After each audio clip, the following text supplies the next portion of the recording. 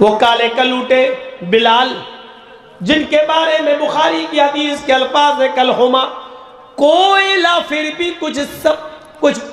چمک ہوتی ہے، کوئلے میں پھر بھی کچھ سفید پن ہوگا، لیکن بلال کوئلے سے زیادہ کالے، ہونٹے موٹ، یہ موٹے ہونٹ اور کالا رنگ اور کوئلے سے زیادہ کالا۔ لیکن اللہ کے نبی فرماتے ہیں اے بلال، ایسا کون سا عمل کرتے ہو کہ میں نے تمہیں جنت، جب مجھے دکھائی دی تو میں نے جنت کے اندر تمہارے جوتوں کی آواز سنی، یعنی اللہ نے مجھے بتا دیا بلال سے میں اتنی محبت کرتا ہوں کہ بلال کو جنت دے کر رہوں گا۔ اتنا کہنا تھا، اس مسجد میں بڑے بڑے امیر، بڑے بڑے مہاجن، بڑے بڑے ساہوکار، بڑے بڑے چودھری اور سرمایہ کار اور پیسے والے لوگ بیٹھے ہوئے تھے، چیخ پڑے اے بلال تمہاری شادی نہیں ہوئی ہے، او بلال تمہیں ایک نیک لڑکی کی ضرورت ہے، اے بلال تم نکاح کرنا چاہتے ہو، آؤ اے بلال آؤ میرے گھر چلو،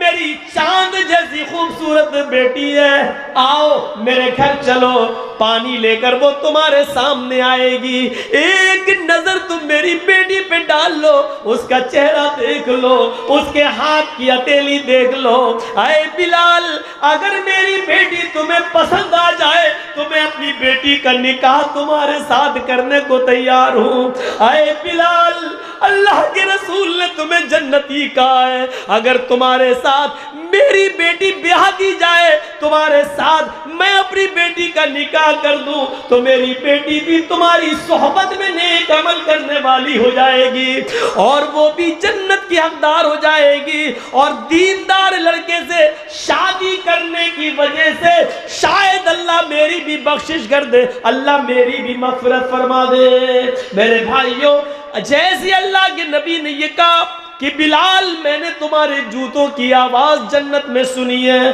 صحابہ نے یہ نہیں دیکھا بلال کے ہونٹ کتنے موٹے ہیں، ان کے گال کتنے کالے ہیں، ان کا چہرہ کتنا بڑا ہے، ان کی آنکھیں کیسی ہیں، پھر اس پر نظر نہیں ڈالی۔ بڑے بڑے امیر صحابہ نے اپنی لڑکیوں کی پیشکش کر دی، اے بلال انہوں نے پہلے کہہ دیا ہے پہلے ان کی بیٹی دیکھ لو، اگر پسند آ جائے تو کر لو اور اگر نہ آئے تو میرے گھر آؤ، اے بلال ایک نظر میری بیٹی پر بھی ڈال لو، اے بلال اگر میری بیٹی تمہیں پسند آ جائے تو میں بھی نکاح کرنے کے لیے تیار ہوں۔ میرے بھائیوں، دینداری کو معیار بنایا گیا،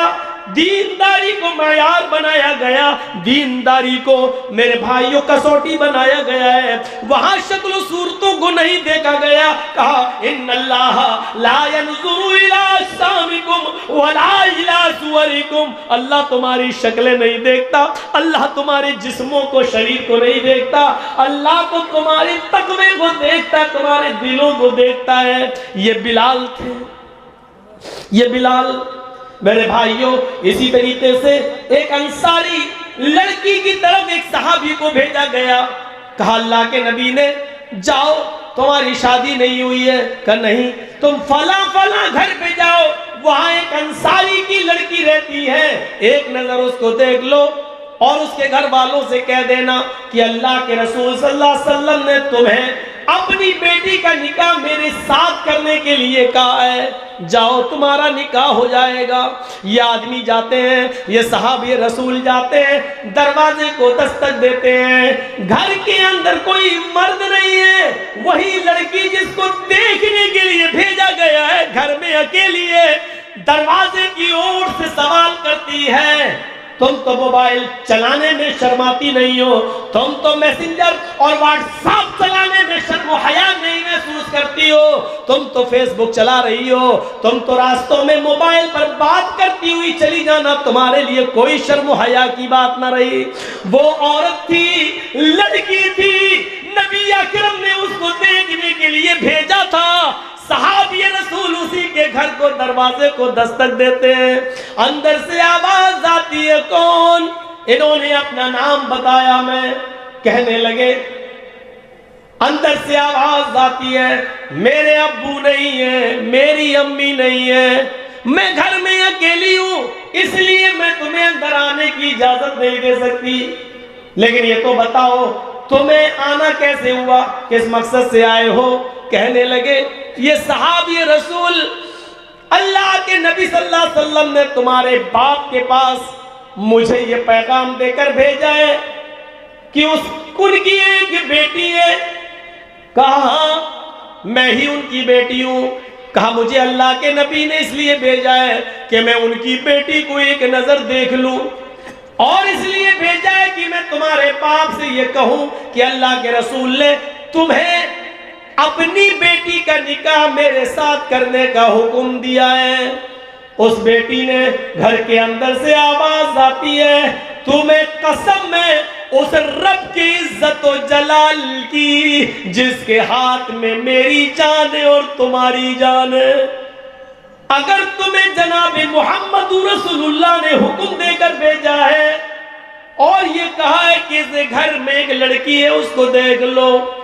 تو میں اپنے گھر کے دروازے کھول دیتی ہوں اور دروازے پر کھڑی ہو کر صرف اپنی شکل تمہیں دکھا دیتی ہوں، تم ایک نظر مجھے دیکھ لو اور پھر جو کام تمہیں میرے باپ سے کہنا ہے، نبی کا فرمان سنانا ہے، وہ سنا دینا،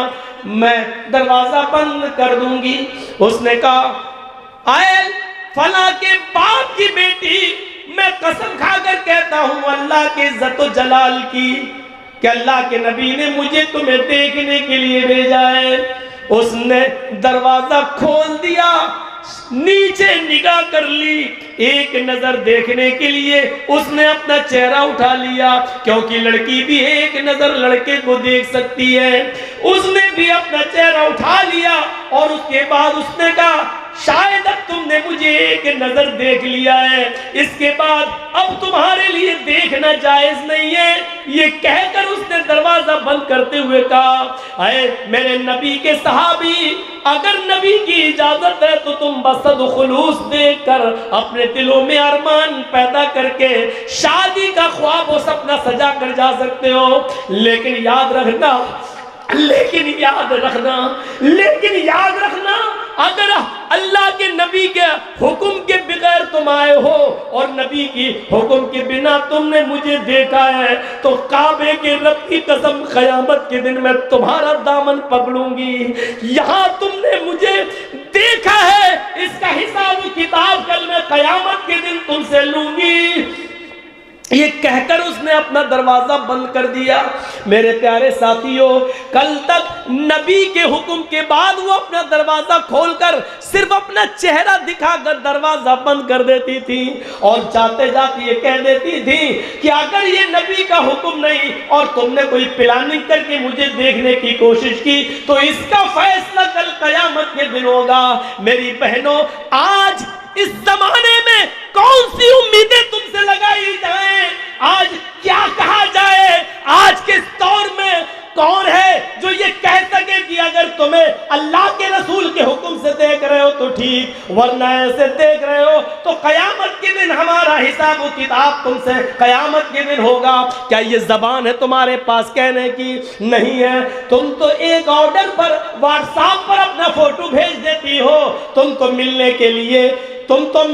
لیے ایکسیبیشن، نمائش، یہاں تک کہ جلسوں کے اندر بھی چھپ چھپا کر ملنے کے باتیں موبائلوں پہ کر لیتی ہو۔ میری بہنوں، قیامت کے دن ہم کیا جواب دیں گے؟ کیا ہمیں مرنا نہیں ہے؟ کیا ہمیں اللہ کے سامنے نہیں آنا ہے؟ کیا حساب و کتاب ہمیں نہیں دینا ہے؟ کیا زندگی بھر ہمیں اسی دنیا میں رہنا ہے؟ کیا ہم نے یہ سوچ رکھا ہے؟ ہم غور تو کریں، کیا ہم اس دنیا میں ہمیشہ ہمیش کے لیے آئے ہیں؟ ہم اپنا حساب و کتاب کے خود ذمہ دار ہیں۔ قیامت کے دن ہر انسان کو اپنا حساب و کتاب دینا ہوگا۔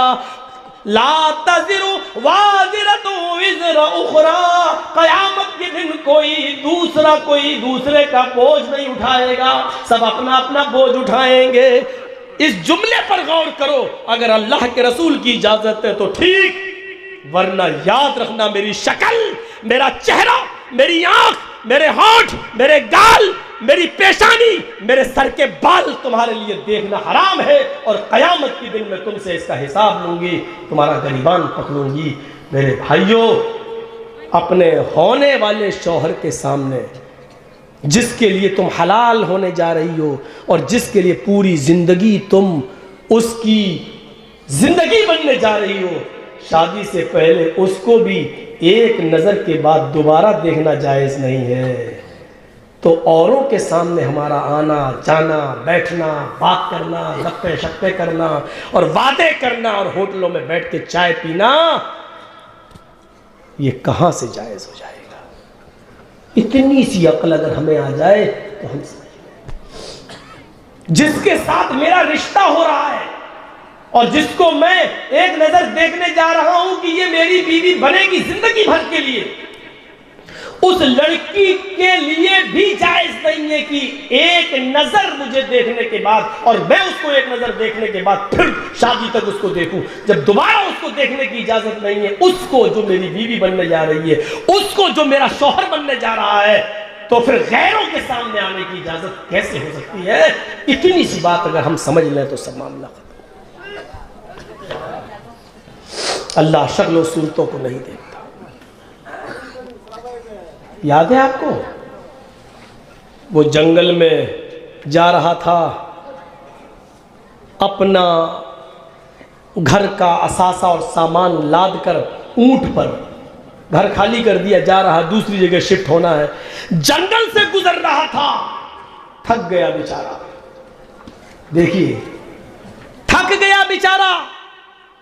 اور تھک گیا تو سوچنے لگا کہ یہ درخت، یہ پیڑ آ گیا ٹری، اس پیڑ کے نیچے تھوڑا سا میں آرام کر لوں۔